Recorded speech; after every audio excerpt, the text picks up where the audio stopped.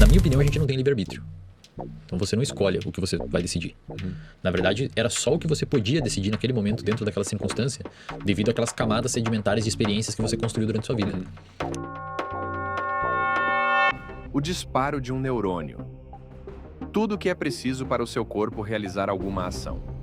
Na própria neurociência, há muitas opiniões divergentes sobre como tomamos decisões em determinadas situações.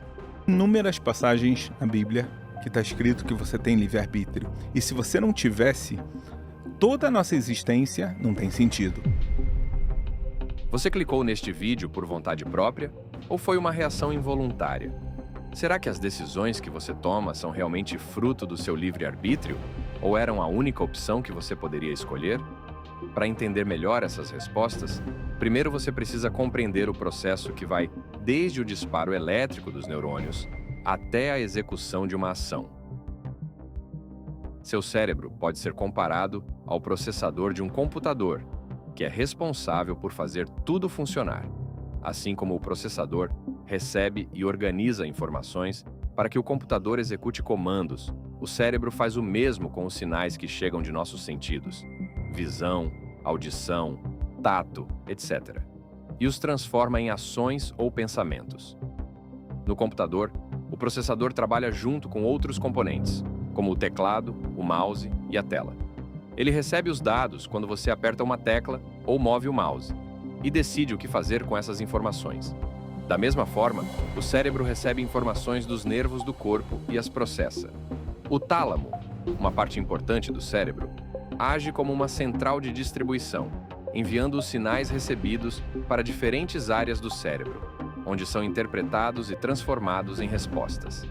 Se você ouve um barulho muito alto, involuntariamente seu neurônio recebe um sinal elétrico, que é interpretado e enviado ao tálamo, que por sua vez avisa seus músculos para que você se vire e veja o que está acontecendo.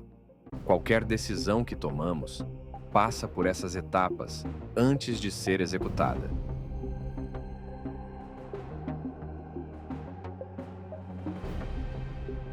Nascido em 12 de abril de 1916, em Chicago, nos Estados Unidos, Benjamin Libet foi um neurocientista, filho de imigrantes ucranianos, que realizou pesquisas inovadoras para a neurociência. Na década de 1980, Libet se envolveu em um experimento que gerou controvérsias ao sugerir que o cérebro pode iniciar uma ação antes de estarmos conscientemente cientes de nossa intenção de agir. Libet estava interessado em entender a relação entre o cérebro, a consciência e o livre-arbítrio.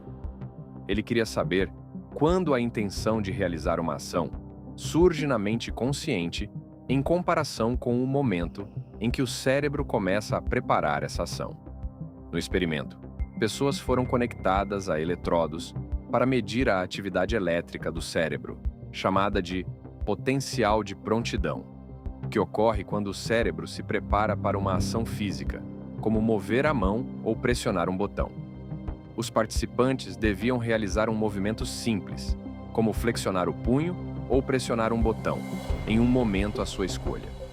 Enquanto faziam isso, olhavam para um relógio modificado, um osciloscópio com um ponto luminoso que se movia rapidamente em círculos, e registravam o momento exato em que sentiam a intenção consciente de realizar o movimento. A tarefa deles era relatar o momento preciso em que se conscientizavam de sua intenção de agir, observando o relógio. Libet, então, mediu a atividade cerebral que ocorria antes do movimento físico. Ele descobriu que o potencial de prontidão cerebral ocorria cerca de 550 milissegundos antes do movimento físico. Entretanto, a intenção consciente de agir, relatada pelos participantes, surgia apenas 200 milissegundos antes do movimento. Isso significa que a atividade cerebral que prepara a ação ocorria cerca de 350 milissegundos antes de a pessoa se tornar consciente de sua intenção de agir. A conclusão desse experimento foi que o cérebro inicia o processo de ação antes que a pessoa tenha a sensação consciente de querer agir. Ou seja, a decisão inconsciente de agir precede a consciência da ação. No cristianismo, o livre-arbítrio é central para a ideia de que os seres humanos têm a capacidade de escolher entre o bem e o mal. Deus deu ao homem a liberdade para tomar decisões morais, e essa liberdade é essencial para o conceito de responsabilidade pessoal. Segundo São Tomás de Aquino, o livre-arbítrio é um dom divino, permitindo que os seres humanos escolham seguir a vontade de Deus ou se afastar dela. Contudo, o conceito de pecado original, introduzido por Santo Agostinho, complica essa questão.